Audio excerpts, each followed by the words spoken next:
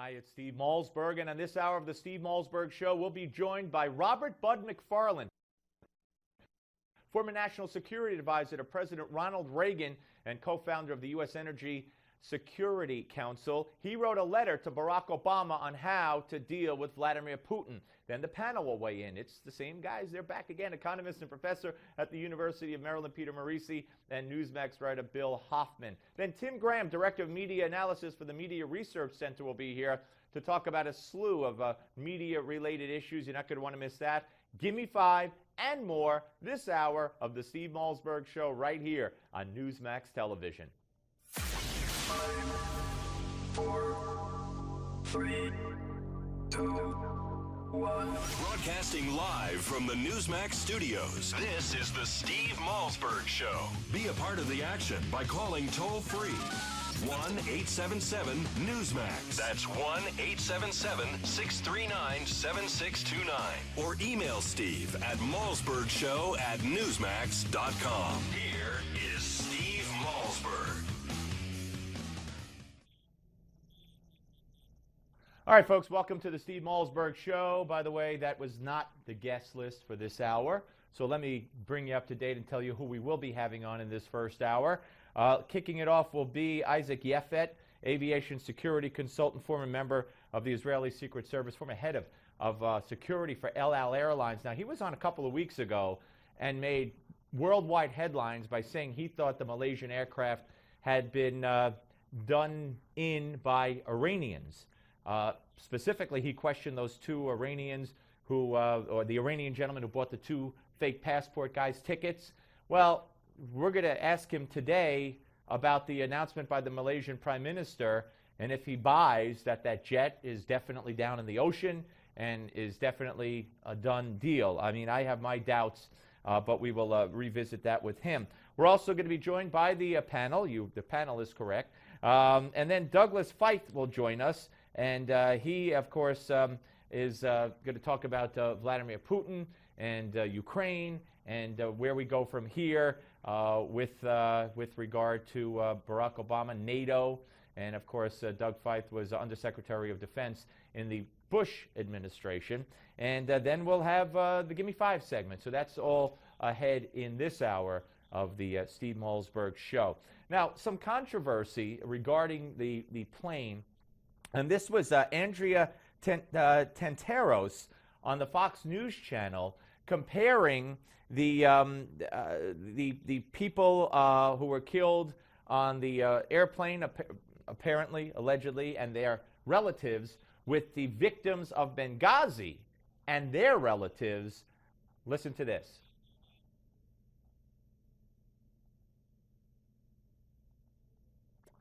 Andrea doesn't want to talk to us, ladies and gentlemen. I'm shocked, quite frankly, that she doesn't want to talk to us. It happens every so often. And what she, like I said, she made an analogy to the 9/11, not 9/11, but Benghazi and the Malaysian Airliner, and basically said that there was an analogy to be made between the distressed and distraught families of the airliner and Benghazi. I mean, I didn't, since I can't let you hear what she said, I can't fairly critique it because I want you to hear specifically what she said. Otherwise, my criticism or my agreeing with it seems, so what? What did she say?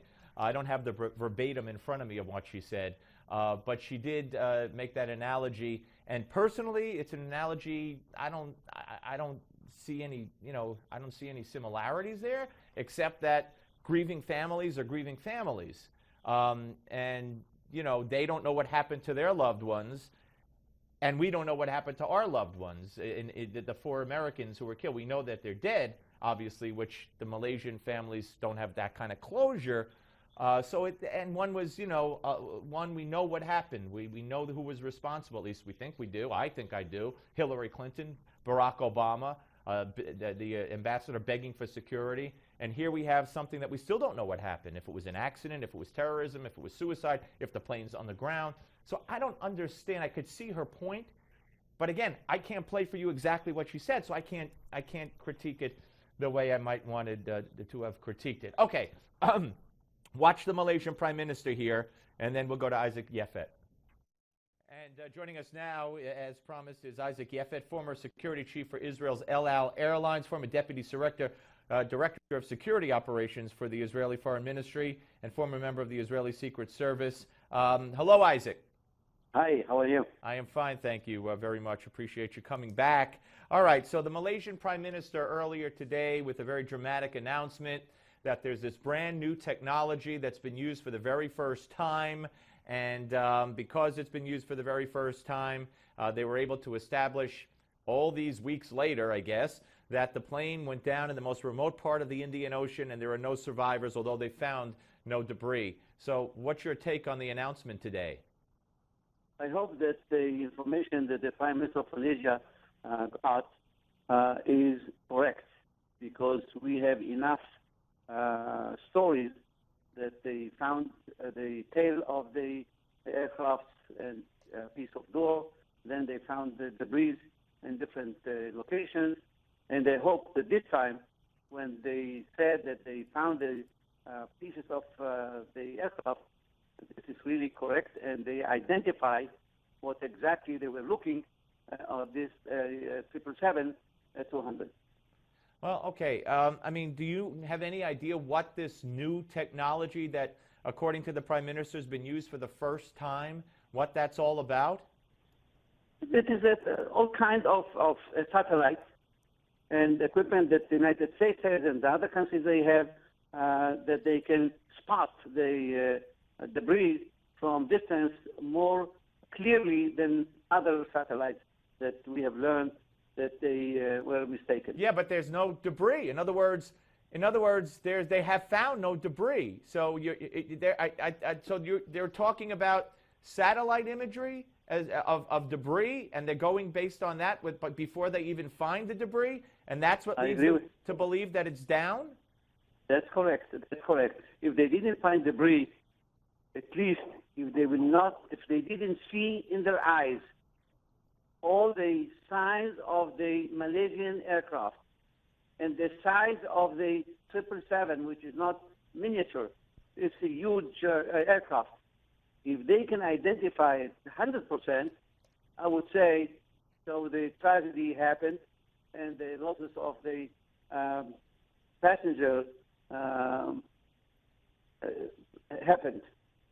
But as long as they don't have the debris and they don't have the pictures that can prove that this is the aircraft that we all are looking for, I will not believe this time that they found it. Even though the Prime Minister said that clearly that they found the aircraft. Yeah, I don't understand either. I mean, they're so definitive that that Flight 370 ended in the southern Indian Ocean. And again, I'm no expert. That's why we have you on. But if they haven't found it, I mean, we saw satellite images before, and we can't find the debris. And then even if we find the debris, there's a good chance, we've been told all along, that debris that we were told about last week might not turn out to be the plane. So I still don't understand, and I'm with you. I still don't understand how now all of a sudden, with no debris, with no plane, without any further evidence except maybe another satellite picture, they could definitively say it's down. I don't get it. So are you still holding open the possibility that Iran was involved in this and the plane may be on the ground? Yes, I will not be surprised. First of all, if the aircraft was really found, wherever it was found, in my mind, this is act of terrorism. We have enough evidence that criminals and terrorists were in the aircraft. When I have heard that the Iranians, what they called businessmen, went to buy 3 tickets and he paid for the 3 people, the 2 criminals and himself, and paid cash, I have no doubt in my mind when they went to the aircraft, if there is any plan to do what happened to the aircraft, it was these guys with the colleagues that were inside the aircraft that no one will be able to identify, that beside the 3, there are more that are connecting to them, and they are planning to sabotage the flight. Now, it's impossible that suddenly an aircraft, 777, will disappear in a second, and no radars could find it, and no sign that was sent to the Malaysian authorities, because there is a code of all the pilots. In case of emergency, they use the word Mayday, Mayday, Mayday, and everyone knows that are the very, very critical points. Here we have heard nothing. Now, we know how many times they went to look for the aircraft, because satellite of this country and that country, and nothing was identified. We know also that the Malaysians said that they found the tail and the door of the aircraft in the island of Malacca. And after a few hours, the Malaysian Air Force said, sorry, it was a mistake. So until they will identify the aircraft 100%, I will not be able to say that the information are right, even though the Prime Minister of Malaysia said what he said. He said because somebody told him. Well, that's what I want to ask you also. Do you think that this was could this have been designed to just end it already? Because the amount of resources that are being pumped into this search, all these countries, all this money, all these aircraft and ships, and it's nonstop, and it's been fruitless. So do you think that instead of just calling off the search, they needed to give some closure, and they just invented this? Is that possible? No. It should be horrible if somebody even thought that life of 239 innocent people